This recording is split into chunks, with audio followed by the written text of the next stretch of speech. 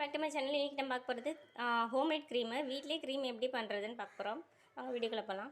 First நான் வந்து இதுக்கு வந்து வீடியோக்கு அமுல் க்ரீம் வந்து நான் எடுத்திருக்கேன், ஃப்ரெஷ் க்ரீம். அப்புறம் வந்து ஃப்ரீசரில் வந்து இந்த மாதிரி வந்து ஜார் வந்து நம்ம இதில் வந்து மிக்சியில் போட்டு அரைக்க போகிறோமா க்ரீமை, அதை வந்து நம்ம வந்து ஒரு 2 ஹார்ஸ்க்கு வச்சுக்கலாம் ஃப்ரிட்ஜில். ஃபஸ்ட்டு வந்து நம்ம இந்த க்ரீம் வந்து ஆட் பண்ணிக்கலாம் இந்த மிக்சியில் ஜாரில். அந்த க்ரீம் நான் ஆட் பண்ணிட்டேன். இப்போ வந்து நம்ம மிக்சியில் வந்து ஒரு 1 மினிட் அடிச்சுட்டு வரலாம்.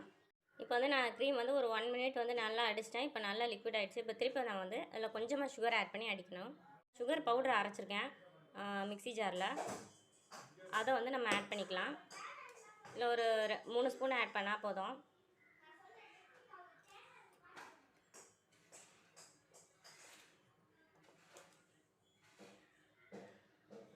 நல்லா நம்ம மிக்சியில் போட்டு அரைச்சிக்கலாம். கெட்டியாகிடுச்சு, பார்த்தீங்கனாலே தெரியும். இப்போ நான் அதில் வந்து பாதி க்ரீம் வந்து எடுத்து கொஞ்சமாக சாக்லேட் பவுட்ரு வந்து நான் வந்து ஆட் பண்ணி அரைச்சிருக்கேன். இப்போ இது வந்து நல்லா கெட்டியாக இருக்குது, பார்த்தாலே தெரியும் உங்களுக்கு. இப்போ நான் வந்து ஒரு சாக்லேட் கேக் வந்து ஒரு 2 பீஸ் நான் எடுத்திருக்கேன். இதை வந்து நான் எப்படி டெக்கரேட் பண்ண போகிறேன்னு பார்க்கலாம். இதில் கொஞ்சமாக வந்து நான் வந்து க்ரீம் வந்து ஆட் பண்ணிக்கிறேன். சாக்லேட் க்ரீம் தான் ஆட் பண்ணுறேன். இதுக்கு மேலே கொஞ்சமாக நான் வந்து இந்த ஒயிட் க்ரீம் வந்து ஆட் பண்ணிக்கிறேன்.